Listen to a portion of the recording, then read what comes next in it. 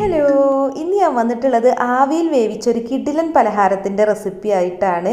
വെറും 3 ചേരുവകൾ മതി ഇത് ഉണ്ടാക്കാൻ. നല്ല ഹെൽത്തി ആയിട്ടുള്ളൊരു പലഹാരം കൂടിയാണ് കേട്ടോ.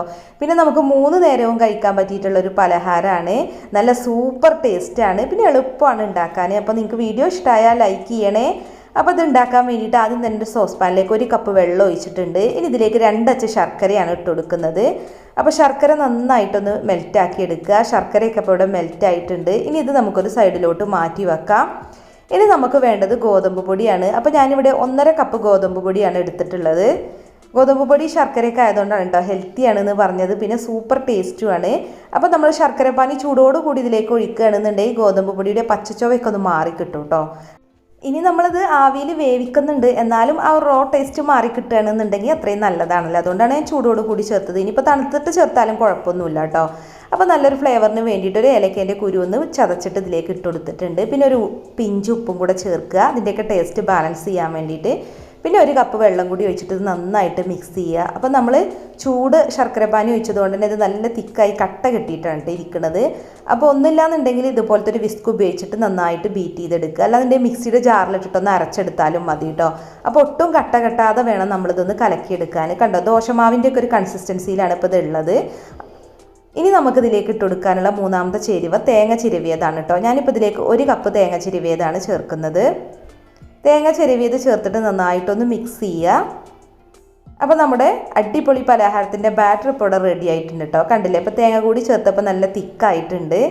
ഇനി നമുക്കിത് വേവിച്ചെടുക്കണം. അപ്പോൾ ഞാൻ നേരത്തെ തന്നെ പറഞ്ഞു നമ്മളിത് ആവിയിലാണ് വേവിക്കുന്നത്. അപ്പോൾ ഞാനിപ്പോൾ കുറച്ച് ചെറിയ ബൗളുകളാണ് കേട്ടോ അവിടെ എടുത്തിട്ടുള്ളത്. അപ്പോൾ അതിൽ കുറച്ച് ഓയിൽ തടവിയിട്ടുണ്ട്. ഇനി അതിലേക്ക് നമ്മൾ ഈ ബാറ്റർ ഒഴിച്ചു കൊടുക്കാം. ഇത് പൊങ്ങി വരുമൊന്നുമില്ല കേട്ടോ, കാരണം നമ്മൾ ബേക്കിംഗ് സോഡ ഒന്നും ചേർത്തിട്ടില്ല. അത് കറക്റ്റായിട്ടൊന്ന് ആവിയിൽ വേവിച്ചെടുക്കുകയാണ് ചെയ്യുന്നത്, അല്ലാതെ പൊങ്ങി വരുമൊന്നുമില്ല. നമുക്ക് ചെറിയ ചെറിയ കുഞ്ഞു ബൗളിൽ വേണമെങ്കിൽ അങ്ങനെ ചെയ്യാം. പിന്നെ ഗ്ലാസ്സുകളിൽ വേണമെന്നുണ്ടെങ്കിൽ സെറ്റ് ചെയ്യാം, അല്ലാന്നുണ്ടെങ്കിൽ നമുക്ക് ഇഷ്ടമുള്ള പാത്രത്തിൽ ഇത് വേവിച്ചെടുക്കാം കേട്ടോ. അപ്പോൾ ഇത് ഗാർണിഷ് ചെയ്യാൻ വേണ്ടിയിട്ട് ഞാൻ കുറച്ച് ഉണക്കമുന്തിരി ഇട്ട് കൊടുക്കുന്നുണ്ട്. വെറുതെ കാണാനൊരു ഭംഗിക്ക് വേണ്ടി മാത്രമാണ്. പിന്നെ നമ്മളിത് ഉണ്ടാക്കി കഴിയുമ്പോൾ കഴിക്കുമ്പോൾ ഇതിങ്ങനെ കടിക്കാൻ കിട്ടും. അപ്പോൾ അതൊരു ടേസ്റ്റുമാണ് കേട്ടോ, നിർബന്ധമൊന്നുമില്ല. അപ്പോൾ ഞാനിപ്പോൾ ഒരു സ്റ്റീമറിൽ വെള്ളം തിളപ്പിച്ചിട്ട് അതിലിട്ടാണ് ഇപ്പോൾ ഇത് വേവിച്ചെടുക്കുന്നത്. നമ്മൾ എങ്ങനെയാണോ സാധാരണ ആവിയിൽ വേവിക്കുന്നത് അങ്ങനെ ചെയ്താൽ മതി. ഇഡ്ഡലിത്തട്ടിലോ അല്ലാന്നുണ്ടെങ്കിൽ സാധാരണ ഒരു കടായിൽ വെച്ചിട്ട് ആവി കൊടുക്ക് വേവിച്ചെടുത്താലും മതി. അപ്പോൾ ഒരു 25 മിനിറ്റാണ് കേട്ടോ ഞാനിത് വേവിച്ചത്. കാരണം ഞാൻ കുറച്ച് കട്ടിയിൽ വലിയൊരു ബൗളിലാണ് വേവിച്ചത്. കുഞ്ഞു കുഞ്ഞു ബൗളൊക്കെ ആണെന്നുണ്ടെങ്കിൽ 15 മിനിറ്റൊക്കെ മതി കേട്ടോ. പിന്നെ ബൗളിലോട്ട് വെള്ളം ഇറങ്ങാതിരിക്കാൻ വേണമെന്നുണ്ടെങ്കിൽ ഒന്ന് കവർ ചെയ്തിട്ട് വെക്കാം കേട്ടോ. ഞാൻ സിൽവർ ഫോയിൽ പേപ്പർ വെച്ച് കവർ ചെയ്തിട്ടാണ് വെച്ചിരുന്നത്, അത് ഞാൻ കാണിക്കാൻ വിട്ടുപോയി. അപ്പോൾ ഇത് നന്നായി തണുത്തിട്ടുണ്ട്. ഇപ്പോൾ ഒരു സ്പൂൺ വെച്ചിട്ട് സൈഡൊക്കെ ഒന്ന് ഇങ്ങനെ ഇളക്കി കൊടുത്തിട്ടുണ്ട്. അപ്പോൾ ഇനി നമുക്ക് പാത്രത്തിലോട്ട് കമഴ്ത്താം. കണ്ടില്ലേ, നമ്മുടെ കിടിലൻ പലഹാരം ഇവിടെ റെഡി ആയിട്ടുണ്ട്. നല്ല ടേസ്റ്റാണ് കേട്ടോ. ഞാനൊരു പാകത്തെ മധുരം ആണ് ഉണ്ടാക്കിയിട്ടുള്ളത്, അതുകൊണ്ടാണ് 2 ശർക്കര ഇട്ടത്. ഇനിയിപ്പോൾ കുട്ടികൾക്കൊക്കെ നല്ല മധുരം വേണമെന്നുണ്ടെങ്കിൽ 2.5-3 ശർക്കര വരെ എടുക്കാം.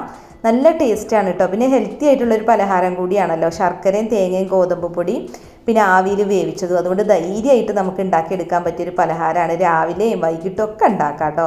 അപ്പോൾ നിങ്ങൾക്ക് വീഡിയോ ഇഷ്ടമായിരുന്നുണ്ടെങ്കിൽ ഒന്ന് ലൈക്ക് ചെയ്യുക, ഷെയർ ചെയ്യുക, കമൻറ്റ് ചെയ്യുക. പിന്നെ നമ്മുടെ ചാനൽ സബ്സ്ക്രൈബ് ചെയ്യാത്തവരൊന്ന് സബ്സ്ക്രൈബും കൂടെ ചെയ്യണേ. അപ്പോൾ മറ്റൊരു അടിപൊളി റെസിപ്പി ആയിട്ട് നമുക്ക് വീണ്ടും കാണാം. താങ്ക്